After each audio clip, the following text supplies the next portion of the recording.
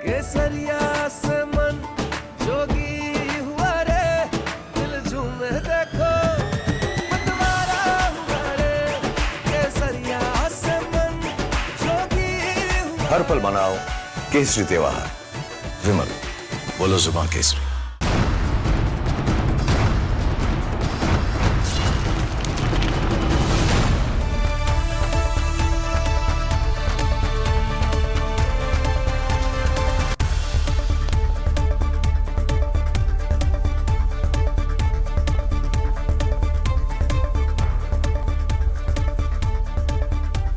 नमस्कार, बहुत स्वागत है आपका। आप देख रहे हैं रिपब्लिक भारत प्रहार लेकर मैं हूं आपके साथ सलोनी श्रीवास्तव अजमेरा। और प्रहार में सबसे पहले बात ईरान की, जहां खामेनी के खिलाफ विद्रोह अब खुल्लम खुल्ला आ चुका है। हालात इतने विस्फोटक हैं कि हुकूमत ने दुनिया से सच छिपाने के लिए संचार के रास्ते ही बंद कर दिए, लेकिन गुस्सा लोगों की नसों में दौड़ रहा है। सरकारी इमारतें जल रही हैं, खामेनी को खुली चुनौती दी जा रही है और भीड़ अब मांग नहीं रही, फैसला सुना रही है।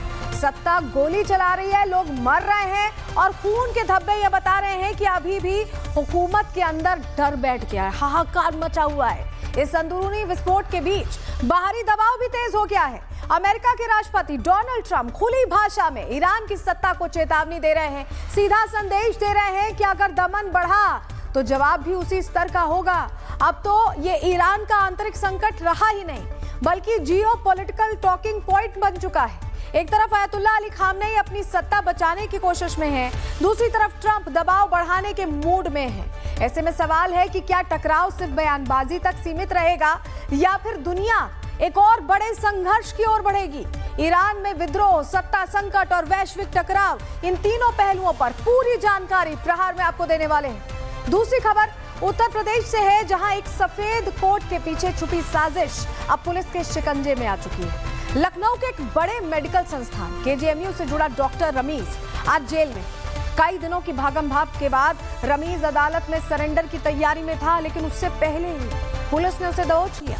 भरोसे को हथियार बनाकर हिंदू लड़कियों की जिंदगी बर्बाद करने के खेल से पर्दा हटा तो कार्रवाई शुरू हुई। धर्मांतरण का यह खेल सोची समझी रणनीति के तहत खेला गया, लेकिन क्या यह एक अकेला मामला है या किसी संगठित नेटवर्क का हिस्सा? क्या पढ़े लिखे चेहरे की आड़ में समाज को तोड़ने की कोशिश हो रही थी? अब जांच एजेंसियां हर कड़ी खंगाल रही हैं, इस पर भी जानकारी आपको देने वाले हैं। तीसरी खबर जयपुर से है, जहां सड़कों पर रफ्तार अब सिर्फ तेज चलने का नाम नहीं रही, रईसजादों के लिए ये ताकत दिखाने का तरीका बन चुकी है। जहां कुछ लोग समझने लगे कि महंगी गाड़ी हो तो कानून रास्ते से हट जाता है, और यही सोच कल रात जयपुर की सड़कों पर मौत बनकर दौड़ी है। बेकाबू रफ्तार में आगे बढ़ती गई और फिर सामने जो आया उसे ये गाड़ी कुचलती गई। सवाल यह है कि इतनी भीड़ में इतनी लापरवाही की हिम्मत कहां से आई? क्या ये नशा सिर्फ शराब का था या ताकत और पैसे का भी? तस्वीर के साथ क्या कार्रवाई इस मामले में हुई है, इस पर भी डिटेल देंगे, लेकिन सबसे पहले बात ईरान की करने जा रहे हैं, क्योंकि सवाल यही है कि क्या खामनेई का शासन इस तूफान को झेल पाएगा या दुनिया एक और सत्ता को ढहते हुए देखेगी। सबसे पहले बात इसी की।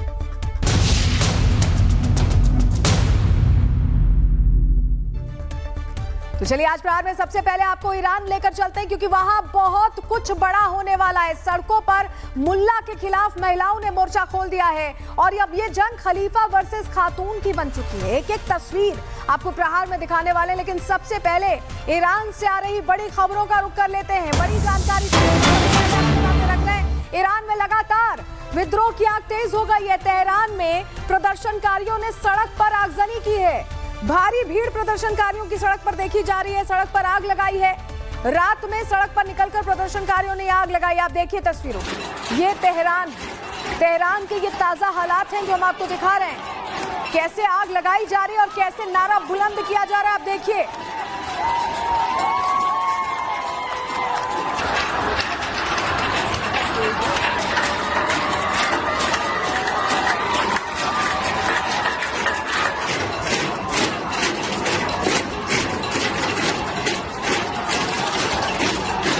तेहरान में कैसे भारी आगजनी हुई, बड़ी तस्वीर के जरिए हमने आपको दिखाया। एक और बड़ी खबर आपको बता रहे हैं, जहां तेहरान से बड़ी जानकारी मिल रही है। खामनेई विरोध पर पर प्रदर्शनकारियों पर अब गोलीबारी शुरू हो गई। स्नाइपर्स ने प्रदर्शनकारियों पर गोलियां चलाई हैं। फायरिंग में एक प्रदर्शनकारी को गोली लग गई। ये बहुत बड़ी खबर इस वक्त की आपके सामने रख रहे हैं। अब गोली चलवाई जा रही है प्रदर्शनकारियों पर। अब आप सोचिए कैसा मनमाना रवैया ये खामनेई कहीं ना कहीं अपना रहे हैं। इस प्रदर्शन का दमन करने के लिए अब गोली चलाई जा रही है। ये तस्वीर देखिए। और इस बीच एक और बड़ी जानकारी जो मिल रही है आपको बताएं, प्रदर्शनकारियों ने अब मशहद शहर पर भी कब्जे का दावा किया है। ईरान के दूसरे सबसे बड़े शहर पर कब्जे का दावा किया गया। तेहरान में क्या हालात हैं वो हमने आपको सबसे पहले बड़ी खबरों के जरिए दिखाए और अब मशहद की जानकारी मिल रही है। ये दूसरा सबसे बड़ा शहर है जिसमें प्रदर्शनकारियों ने कब्जा कर लिया है और शाह जिंदाबाद के नारे लगाए जा रहे हैं। ये तस्वीरों के जरिए आप देखिए, आपको जितने लोग नजर आ रहे हैं दरअसल ये ईरानी जनता है जो सड़कों पर उतर चुकी है। मशहद पर जनता ने कब्जा कर लिया। यहाँ सरकार की नहीं अब जनता की चल रही है। और एक और बड़ी खबर इसी से जुड़ी बताएं, ईरान में सड़कों और इमारतों में अब भीषण आग की गई है। प्रदर्शनकारियों ने कई इमारतों में आग लगा दी है। कट्टरपंथ से नाराज आवाम का ये सरकारी इमारतों पर गुस्सा उतर रहा है। जो तस्वीर हम आपके सामने रख रहे हैं आप देखिए, ये सरकारी इमारतें हैं जिन्हें आग के हवाले किया गया है और इसके जरिए लोग अपना गुस्सा उतारे। उनके मन में इतनी ज्यादा अब इस सरकार को लेकर नेगेटिविटी आ चुकी है, वो बिल्कुल बर्दाश्त नहीं करना चाहते इस सरकार को। तो बड़ी जानकारियां, ईरान में हालात बहुत गंभीर हैं। जिस तरह से बड़ी खबरें आ रही हैं आप उससे समझ रहे हैं। एक और बड़ी जानकारी जो वहां के सत्ता परिवर्तन का दे रही है, ईरान के निर्वासित क्राउन प्रिंस का बयान आ गया है कि आज बड़ी संख्या में घरों से निकले लोग, यानी वो अपील कर रहे हैं, रेजा पहलवी वो अपील कर रहे हैं कि आप बड़ी संख्या में घरों से निकले, इमारतों पर कब्जा करें। पहलवी ये बड़ी बात कह रहे हैं, यानी उन्होंने जो अभी चल रहा है ईरान में उसे और आगे बढ़ाने के लिए जनता को मोटिवेट कर दिया है और सीधे सीधे कहा है कि सरकारी जो इमारतें हैं उस पर कब्जा करिए, बड़ी संख्या में निकलिए। ये ईरान के निर्वासित क्राउन प्रिंस रेजा पहलवी कह रहे हैं और सीधे सीधे इसको लेकर वो अपील कर रहे हैं, वीडियो मैसेज देख रहे हैं, क्योंकि आप समझिए कि वो देश से निकाले जा चुके हैं, निर्वासित हैं और ऐसे में उनकी तरफ से ये अपील की जा रही है। तो ईरान में बहुत कुछ चल रहा है। हम और आप जब ये तस्वीरें देखते हैं तो हमको लगता है कि एक और मोर्चा खुल गया है, एक और मोर्चा खुल गया। तो बड़ी जानकारियां जो बड़ी जानकारियां हैं फटाफट ईरान से जुड़ी हम आपके सामने रख देते हैं, आपको बताते हैं, क्योंकि ईरान में सब कुछ बदलता दिख रहा है, सब कुछ तब्दील हो गया। देखिए ईरान में लगातार विद्रोह की आग तेज हो गई है। ये बड़ा अपडेट इस वक्त का जो हम आपको बता रहे हैं, ये अभी ताजा स्थिति है। अगली बड़ी खबर आपको बताएंगे, तेहरान में प्रदर्शनकारियों का जो पूरा हुजूम है वो सड़कों पर उतरा हुआ है और आगजनी कर रहा है और पूरी तरह से सड़क पर बड़ी संख्या में लोग दिखाई दे रहे हैं। आप देखिए ये जो ताजा जानकारी हम आपको दे रहे हैं, ये ईरान की स्थिति क्या है ये आप समझ पा रहे हैं। तो ये बड़ी खबरें हमने आपको ईरान से जुड़ी बताई, क्या हालात हैं आपने देखा और अब ये हालात किस ओर इशारा कर रहे हैं इसे समझने की कोशिश करते हैं।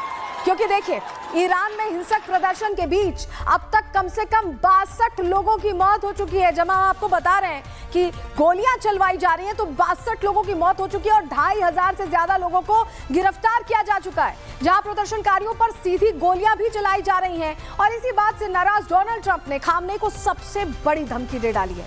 कहा है कि अगर हमला नहीं रुका तो अमेरिका ईरान पर सबसे बड़ा अटैक करेगा। Trouble. It looks to me that the people are taking over certain cities that nobody thought were really possible just a few weeks ago. We're watching the situation very carefully. I've made the statement very strongly that if they start killing people like they have in the past, we will get involved. We'll be hitting them very hard where it hurts.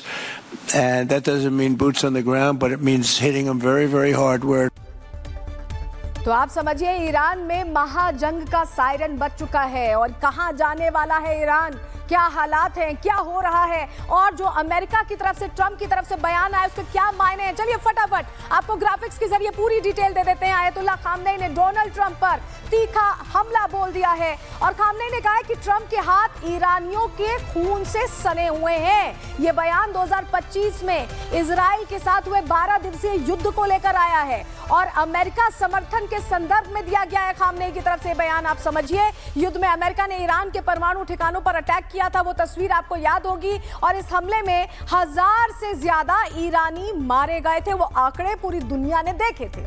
TV पर Khamenei ने प्रदर्शनकारियों पर अब सीधे सीधे निशाना साधा है। अपने बयान में उन्होंने कहा है कि समर्थकों ने भाषण के दौरान डेथ टू अमेरिका के नारे लगाए। जब वो भाषण दे रहे थे तो डेथ टू अमेरिका कहा जा रहा था, इस तरह का शोर सुनाई दे रहा था। खामनेई ने कहा कि इस्लामिक गणराज्य खून देकर बना है, यानी बहुत मुश्किल से बना है, और दावा किया कि ट्रंप का अंजाम 1989 में शाह जैसा होगा। विद्रोहियों को सख्त चेतावनी दे दी है। दूसरी ओर ट्रंप ने ईरान को बहुत बड़ी मुसीबत में बताया है। ट्रंप कह रहे हैं कि ईरान के हालात इतने खराब हैं कि वो बहुत बड़ी मुसीबत में है। और ट्रंप ने चेतावनी दी कि सरकार प्रदर्शनकारियों पर गोली ना चलाए, क्योंकि गोलियां तो चली हैं, वरना अमेरिका भी गोली चला सकता है। डोनाल्ड ट्रंप ये कह रहे हैं, ट्रंप ने स्पष्ट किया है कि ये जमीनी सैन्य कार्रवाई नहीं होगी इस बार, लेकिन ईरान को जहां दर्द होगा वहीं पर चोट दी जाएगी। इस शब्द का, इस पूरे सेंटेंस का मतलब बहुत है कि जहां दर्द होगा, यानी जहां सबसे ज्यादा दर्द होगा, जहां सबसे ज्यादा नुकसान होगा, वहीं पर चोट दी जाएगी। अमेरिका ये बिल्कुल क्लियर कर रहा है और इसके लिए रणनीति बनाकर आगे चलने की बात भी कर रहा है। तो आप समझ लीजिए कि ट्रंप ने अपने इरादे जाहिर कर दिए हैं। लेकिन आपको बताएं कि ईरान से 10,000 किलोमीटर दूर वॉशिंगटन से ट्रंप धमकी दे रहे हैं। तो वहीं तेहरान के अंदर महिलाओं ने अपना बुर्का हटा दिया है और खुद मैदान में उतर आई हैं। खामनेई के खिलाफ महिलाएं अलग अलग तरह से विरोध प्रदर्शन कर रही हैं और ये तस्वीरें देखकर दुनिया दंग है, क्योंकि ये महिलाओं की सीधी जंग जैसा लगता है। ये तस्वीरें देखिए आप जरा गौर से।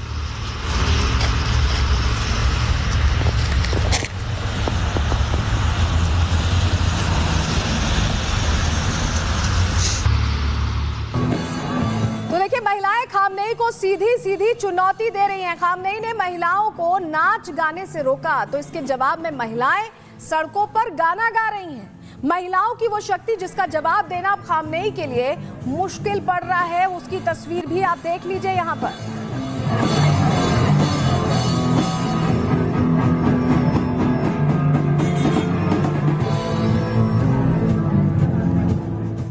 और देखिए, ये गुस्सा महज आज का नहीं है, बल्कि 47 सालों से दिलों में जल रही वो आग है जो ईरान की सड़कों पर अब पूरी दुनिया देख रही है। ईरान हमेशा से ऐसा नहीं था।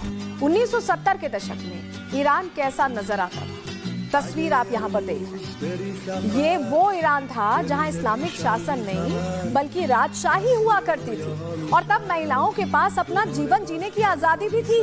आप देखिए, आपको लग ही नहीं रहा होगा, ये तस्वीर जब आप गौर से देखेंगे तो आपको लगेगा ही नहीं कि ये ईरान है। आज के दौर में तो ईरान बहुत पीछे चला गया है। जरा ये तस्वीर गौर से देखिए, इसमें बच्चियां हैं, महिलाएं हैं, किस तरह से खुलकर रह रहे हैं। ऐसा लग रहा है कि उनके ऊपर बहुत बंदिशें नहीं हैं। लेकिन अब का ईरान बहुत बदल चुका है। ईरान में सबसे बड़ा बदलाव होता है 16 जनवरी साल 1989 में, जब मोहम्मद रजा पहलवी ने अपनी पत्नी एम्प्रेस फराह के साथ तेहरान के मेहराबाद एयरपोर्ट से रॉयल जेट में सवार होकर देश छोड़ा। और तब इसे वेकेशन बताया गया था, लेकिन उस तारीख से लेकर इस तारीख तक वो ईरान वापस नहीं लौट पाए। और देखिए, राजा के देश छोड़ते ही एंट्री होती है अयातुल्ला रूहुल्लाह खुमैनी की। 1 फरवरी 1989 को वो वापस ईरान लौटते हैं और मौलानाओं की एक भारी भीड़ उनका स्वागत करती है। आप ये तस्वीर देखिए, थोड़ा इतिहास बता रहे हैं आज आपको ईरान का। जिसके बाद फरवरी 1989 को राजशाही खत्म कर दी जाती है और ईरान में इस्लामिक रिपब्लिक की शुरुआत होती है। और यहीं से ये जो फैसला हुआ, ये जो सत्ता संभाली गई, उसके बाद सब कुछ बदल गया ईरान में। इतना बदल गया कि पहले के ईरान को अगर आप देखें तो आपको ज्यादा मॉडर्नाइज, ज्यादा वेल डेवलप्ड, ज्यादा ओपन लगेगा। अब महिलाओं के इस गुस्से की सबसे बड़ी वजह भी यही है। इसे आप 2 तस्वीरों से समझ सकते हैं। जहां राजशाही के वक्त महिलाएं आजाद हुआ करती थी, आप इस तस्वीर में देखिए, आजाद दिख रही है ना महिलाएं आपको। ऐसा तो नहीं लग रहा किसी ने हिजाब पहना हुआ, किसी ने, हालांकि प्रैक्टिसिंग मुस्लिम्स थी उसके बावजूद। और अब इस तस्वीर को देखिए, अपना जीवन अपनी तरह से जीने की आजादी 1989 के दौर में थी, लेकिन साल 1989 में इस्लामिक मुल्क जब बन गया, उसके बाद शरिया लागू कर दिया गया और अब इन महिलाओं के सारे अधिकार छीन लिए गए हैं। महिलाओं को घरों में कैद कर दिया गया है, क्योंकि सारी महिलाएं तो ऐसा नहीं है ना कि वो घर ही में रहना चाहती हैं, कुछ बनना चाहती हैं, कुछ करना चाहती हैं, लेकिन उन्हें रोक दिया जाता है। पूरा मुल्क धार्मिक कट्टरपंथ की आग में झुलसने लगा और घरों में कैद महिलाओं के अंदर प्रतिशोध की आग जलती रही और लग रहा है कि अब वो प्रतिशोध लेने पर आ गई है। साल 1989 से घरों में कैद कर दी गई ये महिलाएं पूरी दुनिया के लिए एक आजाद मुल्क में आजाद महिला बनी रही।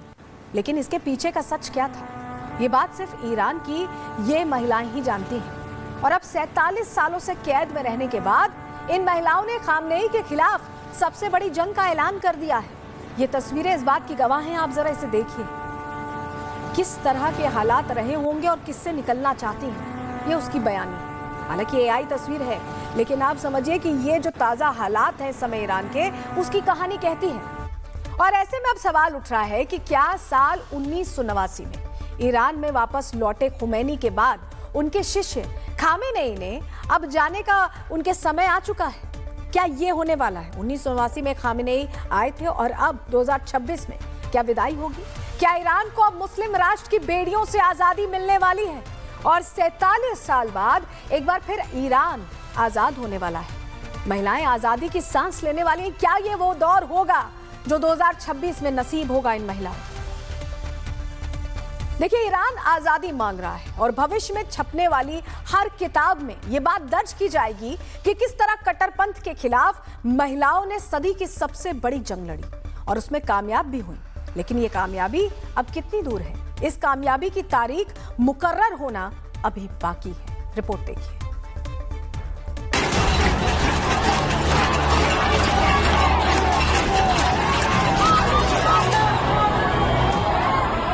ईरान की सत्ता को खून के आंसू रुला देने वाली खातूनें अब मैदान में आ चुकी हैं।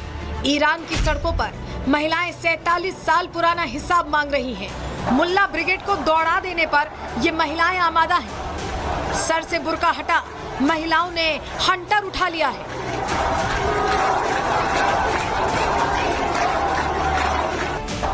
ईरान में इस्लामी जिद से तंग आ चुकी महिलाएं अपनी जान की परवाह छोड़ चुकी हैं। उनका मकसद सिर्फ इतना है कि उन्हें इस्लामिक शासन से मुक्ति चाहिए। ईरानी महिलाएं सिर्फ सरकार मुर्दाबाद के नारे नहीं लगा रही, मौका मिल रहा है तो ईरान की पुलिस और सेना पर पत्थर भी फेंक रही हैं। जो महिलाएं घर से बाहर नहीं निकल रही, वो भी अपनी बालकनी से जब प्रदर्शनकारियों को इस्लामी शासन की पुलिस पर हावी होता देखती हैं, तो खुश हो जाती हैं। ईरान में महिलाओं के गाने और नाचने पर भी पाबंदी है। अब ईरानी महिलाएं सड़कों पर खुलकर बैंड के साथ गाना गा रही हैं।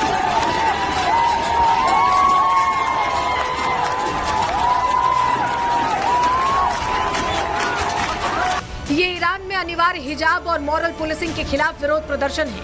1989 की इस्लामिक क्रांति के बाद जब ईरान में कट्टर इस्लामिक शासन स्थापित हुआ, तब महिलाओं की आजादी पर कानूनी, सामाजिक और व्यक्तिगत स्तर पर कई सख्त पाबंदियां लगा दी गई, जिन्होंने सीधे तौर पर महिलाओं के जीवन को प्रभावित किया।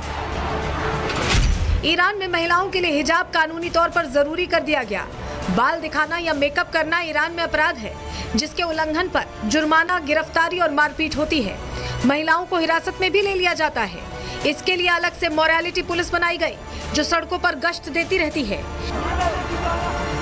ईरान में महिलाओं के लिए ढीले और पूरे शरीर ढकने वाले कपड़े पहनना जरूरी है। तलाक में पुरुषों को ज्यादा अधिकार मिले हैं, जबकि महिलाओं को कठिन कानूनी प्रक्रिया का पालन करना होता है। शादी के लिए भी ईरान में अभिभावक की अनुमति अनिवार्य है, लेकिन शादी के लिए कम उम्र भी वैध मानी जाती है। कुल मिलाकर कहें तो मुल्ला शासन में ईरान महिलाओं के लिए जहन्नुम बन चुका है और इसी जहन्नुम की आग को मिटाने के लिए खातूनों ने चेहरे से हिजाब हटा दिया है। अब देखना यह है कि महिलाओं की शक्ति का मुकाबला खामनेई कितने और दिन कर पाते हैं। Bureau report, Republic Bharat.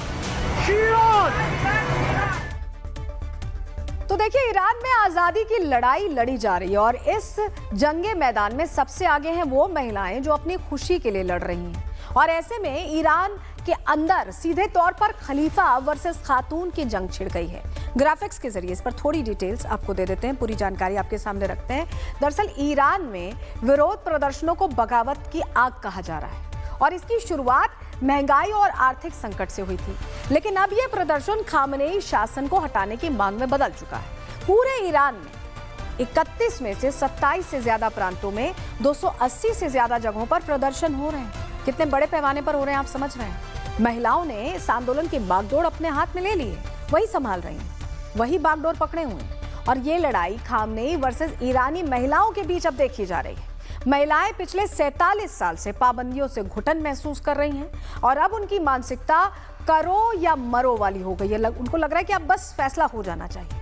2022 के हिजाब विरोधी आंदोलन की यादें फिर से जाग रही हैं।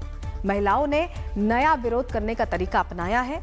खामनेई की तस्वीरें जलाकर उससे सिगरेट सुलगा रही हैं। हमने आपको तस्वीर दिखाई ना, और ये तरीका अब दुनिया में वायरल हो रहा है। इसे ईरान की महिलाओं का जलता विरोध कहा जा रहा है। ये ट्रेंड कर रहा है। महिलाएं बुर्का या हिजाब उतारकर सड़कों पर उसे जला रही हैं, उसे फूंक रही हैं, डर के प्रतीकों को खुद आग के हवाले कर रही हैं। महिलाएं कट्टर धार्मिक सत्ता को सीधी चुनौती दे रही हैं। आज्ञाकारी महिला की छवि वो तोड़ रही हैं। वो हर बात नहीं मानना चाहती, वो अपने दिमाग से भी चलना चाहती हैं और उन्हें इस बात का हक है, और सार्वजनिक डर को खत्म करने की भी कोशिश कर रही हैं। संदेश साफ है, जिन चीजों से उन्हें डराया जाता था उसी से वो जलाकर उसे संदेश दे रहे हैं कि हम तुम्हें भी जला सकते हैं। यह आंदोलन कट्टर इस्लाम के खिलाफ बहुत बड़ा खतरा माना जा रहा है और यही वजह है कि खामनेई परेशान है। देखिए, ईरान में महिलाओं की आजादी की लड़ाई चल रही है, तो वहीं इससे पाकिस्तान के पापी पेट में दर्द उठ रहा है। वो ईरान के पुराने दुश्मन नेतन्याहू को निपटाने का प्लान टी लेकर बड़े बड़े ख्वाब देख रहे हैं। लेकिन ख्वाब देखते देखते पाकिस्तान के रक्षा मंत्री ख्वाजा आसिफ ने लाइव टीवी पर वो सब बोल दिया जो उनको दुनिया का अगला मादुरो बना सकता है। पूरी खबर बताएंगे, लेकिन सबसे पहले आप जरा बयान सुन लीजिए। देखिए, ख्वाजा आसिफ की इन बातों से कैसे उनके साथ मादुरो कांड हो सकता है, ग्राफिक्स के जरिए चलिए पूरी डिटेल्स आपको इस पर दे देते हैं। जानकारी आपके सामने रख रहे हैं। ख्वाजा आसिफ का बड़बोलापन आपने लाइव देखा। लाइव टीवी शो में सीमा लांघ गए ख्वाजा आसिफ, कहने लगे कि नेतन्याहू को ट्रंप उठा ले जाएं। एंकर हामिद मीर ने कहा कि तुर्की उठा ले तो।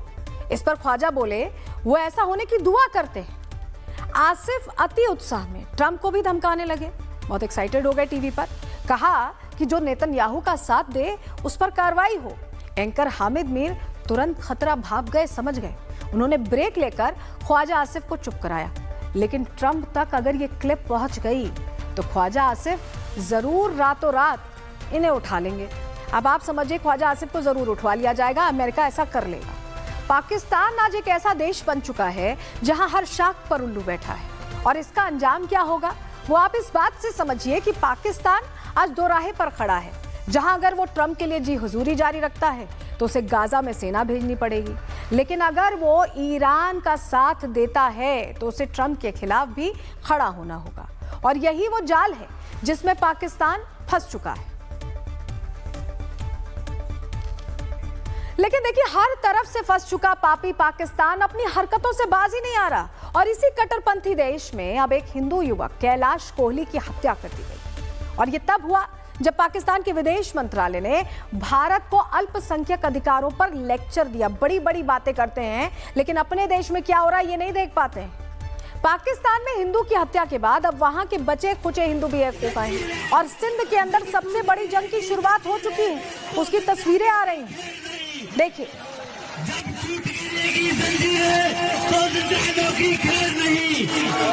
जब दरिया झूम के उठते हैं तो तर्कों से निकाले जाएंगे कि अब ये डेरा मंजिल पे ही डाला जाएगा। लेकिन पाकिस्तान और भारत में सबसे बड़ा फर्क जानते हैं आप? आपको ग्राफिक्स के जरिए बताते हैं, चलिए पूरी डिटेल। पाकिस्तान में बड़े मंदिर और गुरुद्वारे साल 1947 और 1817 के बीच कितने थे? आप देखिए, साल 1947 में 1817 थे बड़े मंदिर और गुरुद्वारों का आंकड़ा है, और साल 2025 में ये आंकड़ा देखिए 37।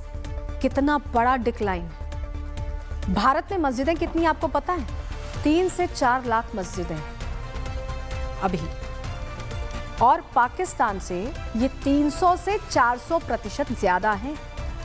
हमारे जो हिंदुस्तानी मुसलमान भाई हैं वो पाकिस्तान की आबादी से ज़्यादा हैं, और हमारे यहाँ हम साथ में सर्वधर्म समभाव के साथ चलते हैं। तो मस्जिदें भी हैं, मंदिर भी है, लेकिन वहाँ पर क्या हुआ हमने आपको आंकड़ा बताया। ऐसे में अब इस पापी पाकिस्तान का इलाज क्या है, पूर्व राजनयिक दीपक वोहरा से समझते हैं। पाकिस्तान में हिंदुओं पर जो अत्याचार हो रहे हैं, मंदिर तोड़े जा रहे हैं, ये आखिर क्या हो रहा है? आपको याद होगा कि वो पिंजड़े वाली मुन्नी बाई जो है कहती कि मैं फूल मार्शल हूँ, फील्ड मार्शल हूँ, ऐसा कुछ इस गधे का नाम है। उसने भाषण दिया था कि हम लोग सुपीरियर सिविलाइजेशन है, हम ये हैं वो हैं, और इस्लाम दुनिया का सबसे अच्छा धर्म है, और जो लोग इस्लाम में नहीं हैं वो हमसे इन्फीरियर हैं। उसी के बाद पहलगाम पर हमला हुआ था और हमने उनको 2-4 तमाचे मारे थे कस के। अब जो हो रहा है, क्योंकि उसने, ये तो मुल्ला है, हार्डकोर मुल्ला, जो कुछ इसने कहा है तो लोग उससे प्रोत्साहित होते हैं कि अगर हमने अत्याचार किए दूसरे धर्म वालों पे, भले ही हिंदू हो, क्रिश्चियन हो, बुद्धिस्ट हो, कोई फर्क नहीं पड़ने वाला, क्योंकि हमारा धर्म सबसे सुपीरियर है। तो पाकिस्तान में हिंदुओं पर हमले हो रहे हैं तो भारत के अंदर भी अहमद की कट्टरपंथी जिद सामने आई। कुछ है हमारे यहाँ भी ऐसे, और बड़ी खबर मिल रही है जहाँ आपको बताएं, राम मंदिर परिसर में नमाज पढ़ने की कोशिश हुई है। राम मंदिर परिसर के अंदर की बात बताई जा रही, और रोके जाने पर अहमद ने धार्मिक नारेबाजी की है। राम मंदिर परिसर के अंदर सीता रसोई के पास अहमद नमाज पढ़ रहा था। जम्मू कश्मीर के शोपिया का रहने वाला है अबू अहमद। सुरक्षा बलों ने अबू अहमद शेख को हिरासत में लिया है। राम मंदिर के गेट D1 से यह घुसा और पुलिस की पूछताछ फिलहाल इससे जारी है। अब आप देखिए, ये तो जबरदस्ती भड़काने की कोशिश है ना, कि आप मंदिर में जाकर नमाज पढ़ रहे हैं, इसकी क्या जरूरत थी? जम्मू कश्मीर के शोपिया का है ये अबू अहमद, पकड़ लिया गया है, इससे पूछताछ चल रही है। आरोपी अहमद की तस्वीर भी आपको दिखा देते हैं, क्योंकि तस्वीर सामने आ गई है। और ये तस्वीर जो आप देख रहे हैं, ये आरोपी अहमद की तस्वीर है। यही वो शख्स है जो सीता रसोई के पास पहुंचता है और नमाज पढ़ने लगता है अयोध्या रामलला के मंदिर के अंदर। ये इसका पहचान पत्र है जो हम आपको दिखा रहे हैं। जम्मू कश्मीर के शोपिया का रहने वाला है, ये खुलासा हो चुका है। पूरी खबर क्या है, चलिए ग्राफिक्स के जरिए आपको बता देते हैं, पूरी जानकारी आपके सामने रखते हैं। राम मंदिर परिसर में नमाज पढ़ने की कोशिश हुई है, यानी जबरन भड़काने की कोशिश हुई है। नमाज पढ़ते हिरासत में लिया गया है कश्मीरी शख्स, जिसकी ये तस्वीर भी आप यहाँ देख रहे हैं। रोके जाने पर अबू अहमद ने धार्मिक नारेबाजी की है, जैसे पता नहीं कौन सा किला फतेह कर लिया। पकड़े गए शख्स का नाम अबू अहमद शेख है, ये पूरा नाम है। राम मंदिर के गेट D1 से ये घुसा था और राम मंदिर में एंट्री करने के बाद ये सीता रसोई पहुंचा, जो मुख्य मंदिर से 200 मीटर की दूरी पर है। यहाँ अहमद ने नमाज पढ़ने की कोशिश की। इस मामले में एक युवक को और हिरासत में लिया गया, यानी 2 लोग हिरासत में लिए जा चुके हैं और ये नाम अबू अहमद शेख का सामने आया है। फिलहाल पूछताछ हो रही कि क्या मंशा थी, इनकी इच्छा क्या की थी, क्या ये जबरन चाहते थे कि यहाँ पर जो सद्भाव है वो खराब हो, हिंसा हो, हिंदू मुस्लिम हो, इसको लेकर जांच चल रही है। देखिए यूपी में इसके अलावा एक और बड़ी जानकारी जो है, यूपी में लव जिहाद की कोशिश की गई तो हाल क्या होता है ये योगी कई बार बता चुके हैं। यहाँ कोई भी अगर प्यार को जिहाद का हथियार बनाता है तो कानून नहीं, बाबा का एक्शन बोलता है। और यहाँ रहमत नहीं बल्कि सख्ती मिलती है जिहादियों के लिए, कट्टरपंथियों के लिए। बुलडोजर सिर्फ मशीन नहीं है, मैसेज होता है। ये उत्तर प्रदेश में हम बार बार देख चुके हैं, और ऐसा ही मैसेज अब कट्टरपंथी डॉक्टर को भी दिया जाएगा। KGMU का लव जिहादी डॉक्टर पुलिस के शिकंजे में है और अब योगी फोर्स इसके इलाज की तैयारी में जुट गई है। यह आरोपी 18 दिनों से फरार था। आरोपी ने कोर्ट में सरेंडर करने की भी कोशिश की, तैयारी उसकी यही थी कि पुलिस से बच जाए, कोर्ट में सीधे सरेंडर कर दे, लेकिन इससे पहले ही पुलिस ने उसे गिरफ्तार कर लिया है। रमीज नाम है इस डॉक्टर का, जो सफेद कोट पहनकर काले इरादे रखता था। 50,000 का इनाम इस पर घोषित किया गया था और अब यह पकड़ा गया है। तो लव जिहाद के आरोपी रमीज को लेकर कई और बड़े खुलासे हुए हैं। आपको पूरी डिटेल्स ग्राफिक्स के जरिए बताते हैं, जानकारी आपके सामने रखते हैं, सुनिए। क्योंकि रमीज और उसके पिता काजी कट्टरता का पाठ पढ़ाते थे, अब ये जानकारी मिली। सिर्फ रमीज ही नहीं, उनके पिता भी इसी काम में शामिल थे। दीनी तालीम के लिए बाप बेटे दोनों मिलकर सभाएं किया करते थे, बंद कमरे में ये लोगों को जुटाया करते थे। और रमीज के पिता लंबे समय से धर्मांतरण की गतिविधियों में सक्रिय थे। जम्मू कश्मीर, पंजाब, उत्तराखंड, यूपी में हिंदू लड़कियों को फंसाया जाता था। इसको लेकर लड़कियों को प्रेम जाल में फंसाकर उनका धर्मांतरण कराया जाता था। रमीज के पिता ने बेटे को मोटिवेट कर उसे टारगेट दिया था और ये दोनों एक संगठित गिरोह का खड़ा करने का इनका प्लान था। एक संगठित गिरोह ये खड़ा करना चाहते थे, उसकी कोशिश में ये लगे हुए थे। देखिए, पुलिस ने रमीज के पिता सलीमुद्दीन और उनकी पत्नी खतीजा को 5 जनवरी को मुमताज कोर्ट अपार्टमेंट ठाकुरगंज से गिरफ्तार किया था और दोनों मूल रूप से उत्तराखंड के रहने वाले बताए जा रहे हैं और लखनऊ में किराए पर रहा करते थे। सलीमुद्दीन ने 4 राज्यों में निकाह किए हैं। रमीज के पिता ने 4 राज्यों में।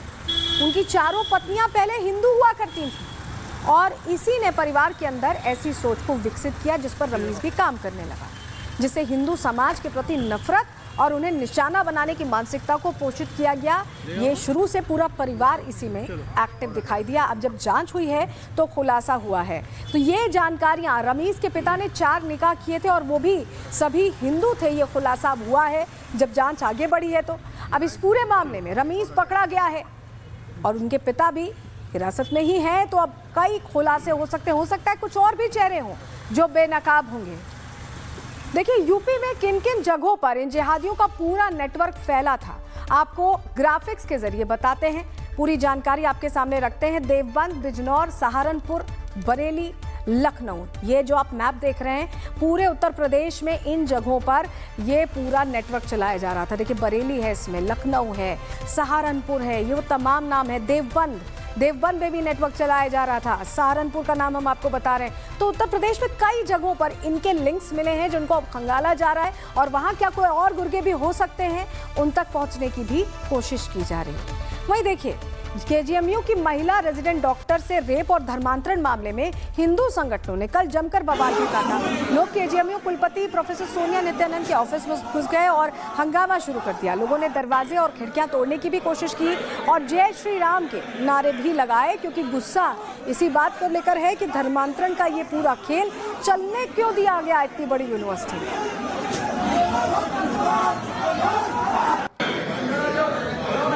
केजीएमयू में हंगामे की खबर मिलते ही राज्य महिला आयोग की उपाध्यक्ष अपर्णा यादव भी कई लोगों के साथ मौके पर पहुंच गईं, तो वीसी चैम्बर उन्हें बंद मिला। ये देखते हैं अपर्णा यादव के समर्थकों ने हंगामा भी शुरू कर दिया। वो तस्वीर भी आपको दिखा रहे हैं।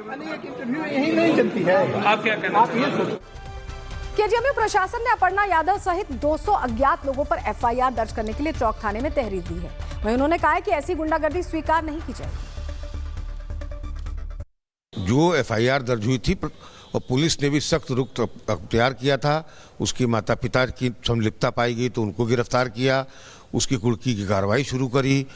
पुलिस ने बहुत मेहनत से दबाव बनाया, उसके बाद वो अरेस्ट हो गया है।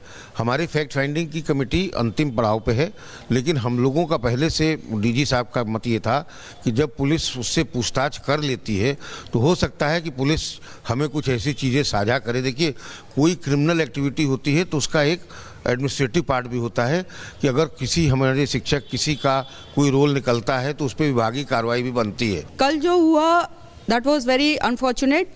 मैं यहाँ की स्टूडेंट रही हूँ, मैं 20 साल से हूँ इस यूनिवर्सिटी में। हमने आज तक कभी इस तरह की घटना न विटनेस की न देखी है। तो it was like a mob जो होती है, अनियंत्रित मॉब होती है, जो कि फिजिकल भी हो सकते हैं, violent. They were raising slogans.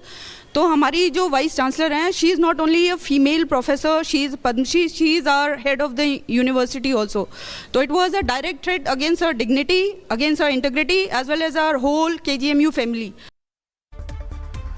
वहीं अपर्णा यादव ने वीसी पर गंभीर आरोप लगाए और कहा है कि आरोपियों को बचाने की कोशिश की जा रही है। डॉक्टर रमीज की ही बात नहीं थी, वहां पर ऑलरेडी 2 केस मेरे सामने आ चुके हैं। एक तो डॉक्टर रमीज वाला केस जो आया है वो सबके सामने है और उसमें बताने की कोई आवश्यकता नहीं है कि पीड़िता सबसे पहले कमीशन के पास आई, ये सब सर्वविदित है, सबको पता है। दूसरा विषय, आज जिस विषय को लेकर के मैं गई थी और मैं बहुत सौहार्दपूर्वक उनसे बात करना चाह रही थी, परंतु उन्होंने 20 मिनट तक मुझे बाहर रोक करके रखा। उनके स्वयं के जो है गार्ड्स थे। मैं गई थी वहां पर, पहले से मीडिया भी मौजूद थी और मीडिया के पास भी सारे साक्ष्य हैं, सारी वीडियो फुटेज है कि किस तरह से उन्होंने 20 मिनट तक मुझे बाहर रुका करके रखा।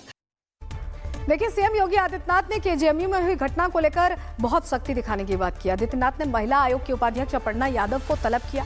माना जा रहा है कि मुख्यमंत्री ने उनसे मेडिकल कॉलेज में हुई घटना के बारे में जानकारी डिटेल में ली है, पूरी जानकारी ली है। तो सीएम योगी लव जिहाद मामले पर सख्त हैं और आरोपी योगी फोर्स की रडार पर है। लेकिन इस मामले पर कुछ ऐसे खुलासे हुए हैं जिसने हर किसी को चौंका दिया। रिपोर्ट के जरिए पूरी जानकारी आपको देंगे।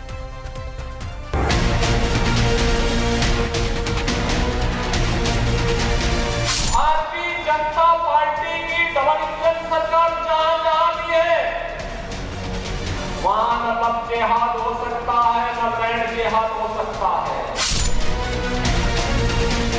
योगी का कहना साफ है, जो लव जिहाद फैलाएगा वो जहन्नुम में जाएगा।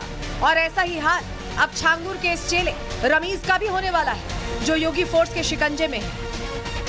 बलरामपुर में धर्मांतरण गैंग चलाने वाला छांगुर सलाखों में चक्की पीस रहा है।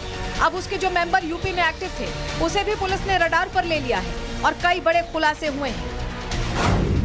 ये कट्टरपंथी लोगों का ब्रेन वॉश करने में लगे थे। डॉक्टर रमीज कट्टरता की तालीम देता था, पिता सलीमुद्दीन और काजी उसके मददगार थे। तीनों मिलकर जिहाद फैलाने की कोशिश कर रहे थे, हिंदुओं के खिलाफ नफरती पाठ पढ़ा रहे थे। लेकिन छांगुर के इन चेलों को सीएम योगी पहले ही चेतावनी दे चुके थे कि जो भी ऐसी कट्टरपंथी गतिविधियों में शामिल होगा, देर सवेर उन पर भी शिकंजा कसा जाएगा। छद्म रूप में जो लोग इस प्रकार की गतिविधियों में लिप्त हैं, वे भी कान खोल करके सुन लें। देर सवेर छांगुर जैसे हाल तो उनके भी होने ही हैं। धर्मांतरण का आरोपी रमीज यूपी के कई शहरों में नफरती प्लान को अंजाम देने की कोशिश में था। उसका टारगेट सेट था हिंदू लड़कियां, ब्रेन वॉशिंग, लव जिहाद, धर्मांतरण, कट्टरता का पाठ। व्हाइट कॉलर की आड़ में रमीज बहुत बड़ा खेल कर रहा था। वो अकेला नहीं था, बल्कि उसके साथ उसके पिता और मौलाना भी शामिल थे, जिनके इशारे पर पूरी प्लानिंग की जा रही थी। अब कहां किसे टारगेट करना है, ये सब कुछ एक योजना के तहत किया जा रहा था। एक तरफ जहां रमीज से पूछताछ की जा रही है, वहीं केजीएमयू भी एक्शन में आ गया है। रमीज के खिलाफ जांच पूरी कर ली गई है। जांच में सामने आया है कि रमीज ने पीड़िता से झूठ बोलकर दोस्ती की, पीड़िता से अपनी शादी की बात छिपाई। महिला को जब रमीज का सच पता चला तो रमीज ने उसे ब्लैकमेल करना शुरू कर दिया। ये दोषित पाया गया, तो जब इनको दोषित पाया गया है तो इनको केजीएमयू में जो ये लोग जो हमारे पास नीट के थ्रू एमडी स्टूडेंट्स आते हैं, वो डीजीएमई से आते हैं, director general of medical education. वो काउंसलिंग के थ्रू इनको अलग अलग संस्थानों में according to the merit and counselling post करते हैं। तो हमारा स्टैंड है, बहुत क्लियर स्टैंड है, such a candidate cannot continue in KGM. Rameez के हर झूठ की जब पोल पट्टी खुली तो उसे केजीएमयू ने निकाल दिया और अब बारी योगी के हंटर की है। जैसे जैसे इस नफरती गैंग पर खुलासे हो रहे हैं, उनके इलाज की भी पक्की तैयारी की जा रही है। Bureau report, Republic Bharat. तो देखिए, जहां केजीएमयू में कार्रवाई लगातार योगी की पुलिस कर रही है, तो यहां पर कार्रवाई की जरूरत है। जो खबर अब हम आपको बताने जा रहे हैं, मेरठ में पुलिस की गुंडागर्दी देखने को मिली है। यहां सवाल पूछना गुनाह हो गया और माइक उठाने वाले पर सवाल पूछने पर वर्दी ने हाथ सीधा गले तक पहुंचा दिया। आज पुलिस ने कैसे रिपब्लिक भारत के रिपोर्टर के साथ बदसलूकी की है, आपको एक एक तस्वीर दिखाने जा रहे हैं। लेकिन इस बीच बड़ा सवाल यह है कि क्या सच का साथ देंगे, सवाल पूछेंगे तो पुलिस वाले गला पकड़ लेंगे, मनमानी करेंगे? क्या लोकतंत्र में वर्दी जवाबदेह नहीं है, डराने के लिए है?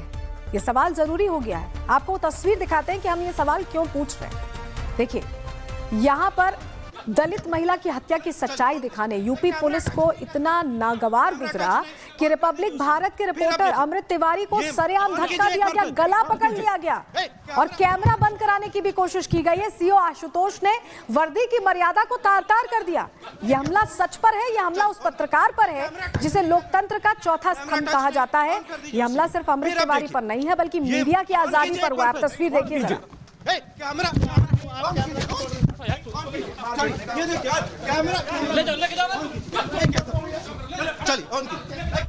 देखिए, रिपब्लिक भारत रिपोर्टर से धक्का मुक्की मामले पर बीजेपी नेता संगीत सोम का बयान सामने आया। उनसे हमने पूछा, उन्होंने पुलिस अधिकारी पर कार्रवाई की बात की है, सुनिए जरा उन्हें भी। अगर मीडिया के लोगों को रोका जा रहा है तो आप कैसे खड़े हैं सारे यहाँ? आप सब मीडिया के लोग। तो धक्का मुक्की हुई। अब वो जिसने करी है उसके खिलाफ कार्रवाई कराऊंगा, मुझे नाम बता देना उस पुलिस वाले। तो धक्का मुक्की बात चल रही है, हमारे पास आप मुझे बाकी कोई मीडिया पर्सन अंदर नहीं जा सके। देखिए, जितने ये मेरे ख्याल से मेरे सामने 10-15 आईडी लग रही हैं, तो सब लोग मीडिया के अंदर हैं, तभी तो आप लोग यहाँ हो, नहीं तो कैसे? तो मैं यही कह रहा हूँ ना, तो यहाँ तक। वही देखिए, धक्का मुक्की के बाद जब रिपब्लिक भारत का रिपोर्टर पीड़ित परिवार के घर जाना चाह रहा था तो मेरठ पुलिस ने फिर रोकने की कोशिश की। वो रिपोर्ट भी आपको दिखा रहे हैं। देखिए, अभी अब मीडिया कर्मियों से बात करने के लिए संगीत जी को खुद बाहर आना पड़ा और ये देखिए अब वे अंदर की तरफ जा रहे हैं, बाकी सारे मीडिया चैनल बाहर हैं।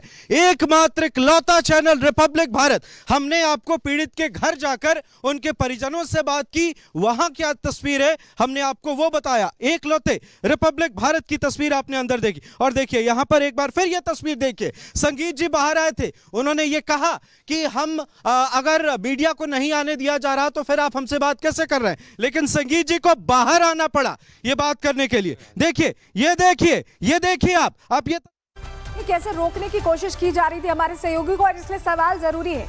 पुलिस की बदसलूकी के बाद अब से सबसे बड़ा सवाल यही है कि आखिर सीओ आशुतोष पर एक्शन कब होगा। एक्शन जरूरी है। सवाल पूछना कब से अपराध हो गया? क्या वर्दी डर फैलाने के लिए, दबाव दिखाने के लिए?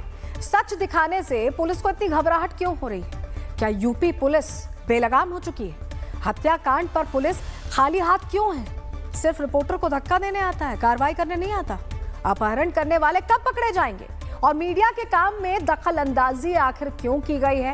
ये सवाल जरूरी है क्योंकि हम सच की बात करते हैं और हम सच ही दिखाते हैं, और हमें अगर सच दिखाने से रोका जाएगा तो हम आवाज उठाएंगे। उम्मीद करेंगे कि कार्रवाई हो और जल्द हो। यहां रुक रहे एक छोटे से ब्रेक के लिए, प्रहार में जल्द लौट रहे हैं।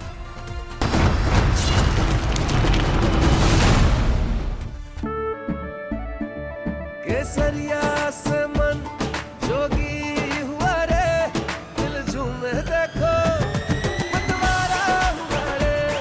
केसरिया से मन जोगी हुआ। हर पल मनाओ केसरी त्योहार। विमल, बोलो जुबान केसरी।